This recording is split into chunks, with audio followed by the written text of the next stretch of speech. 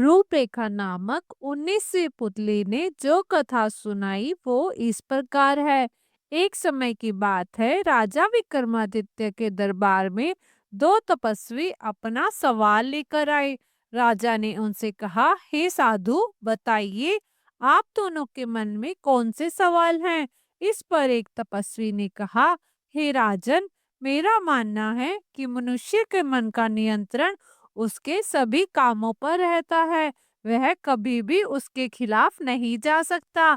जबकि साथ आए दूसरे तपस्वी ने कहा, नहीं राजन, मेरा मानना है कि मनुष्य का ज्ञान ही उसके सभी कामों को नियंत्रित करता है और मन भी ज्ञान के अनुसार ही चलता है।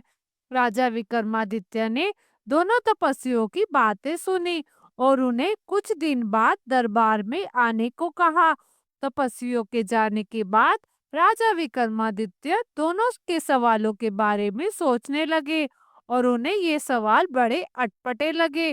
एक पल के लिए उन्होंने सोचा कि पहले तपस्वी का कथन सही है।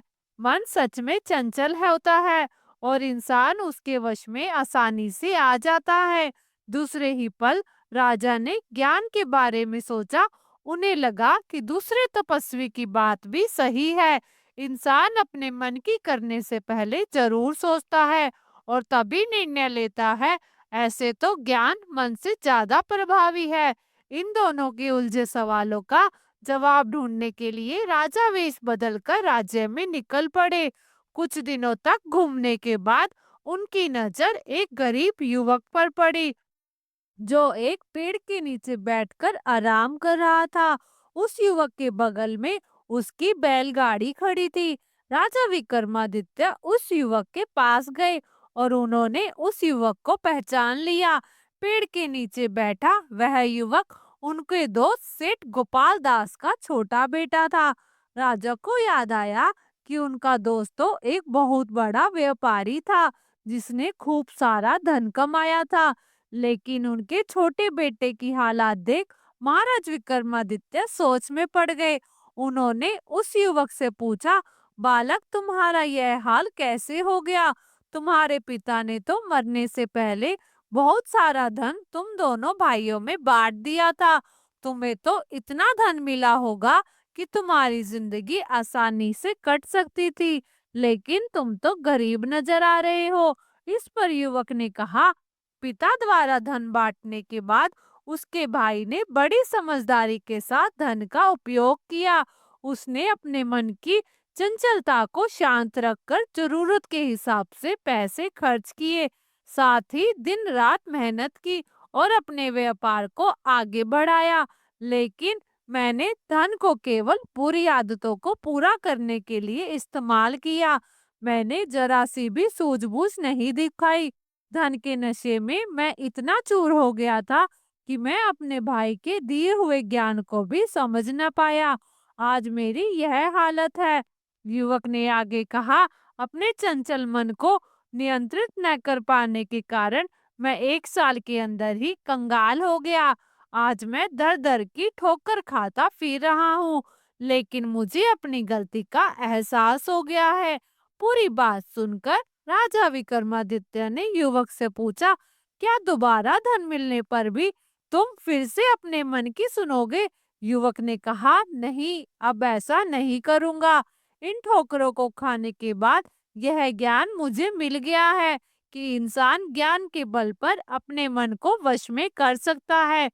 युवक की बातों को सुनने के बाद राजा ने उसे अपना परिचय दिया, साथ ही कई स्वर्ण मुद्राएं देकर सद्बुद्धि के साथ व्यापार शुरू करने की सलाह दी। इसके बाद राजा वापस अपने महल लौट आए। उस युवक से मिलने के बाद राजा विक्रमादित्य को दोनों तपस्वियों द्वारा पूछे गए सवालों के जवाब मिल गए थे। इसलिए उन्होंने अगले दिन दोनों को दरबार में बुलवाया। दोनों तपस्वी जब राजा के सामने पेश हुए तो उन्होंने उन सवालों के जवाब दिए। राजा ने कहा, इंसान का मन बार बार उसके शरीर पर नियंत्रण पाने की कोशिश करता है, लेकिन उसका ज्ञान उसे कभी हावी नहीं होने देता। एक ज्ञानी व्यक्ति कभी भी मन के आगे नहीं हारता। वह हमेशा अपने ज्ञान से ही चलता है। राजा ने उन दोनों तपस्वियों को उस गरीब युवक की कहानी सुनाई और कहा, अगर मन रथ है तो ज्ञान उसका सारथी होता है। बिना सारथी के रथ कुछ नहीं है। राजा की बातें सुनने के बाद दोनों तपस्वियों को अपने सवालों के जवाब मिल गए थे। राजा की बातों से प्रसन्न होकर दोनों तपस्वियों ने उन्हें एक खड़िया उपहार में दिया। इस खड़िया की खासियत थी कि इससे बनाए गए चित्र रात में जीवित हो सकते थे और उनकी बातों को भी सुना जा सकता था। राजा विक्रमादित्य ने यह जानने के लिए खड़िया सच्चा है या नहीं, उन्होंने कई चित्र बनाए। खड़िया सचमुच वैसा निकला जैसा तपस्वियों ने कहा था।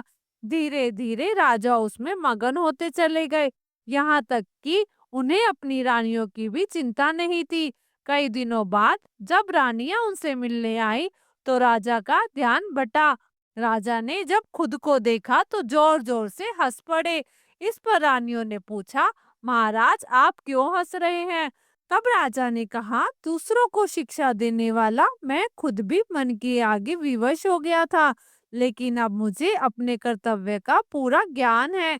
इस कहानी को सुनाने के बाद 19वीं पुतली रूपरेखा राजा भोज से कहती है, अगर तुम्हारे पास भी राजा विक्रमादित्य जैसी काबिलियत है तो तुम सिंहासन पर बैठने के लिए आगे बढ़ना।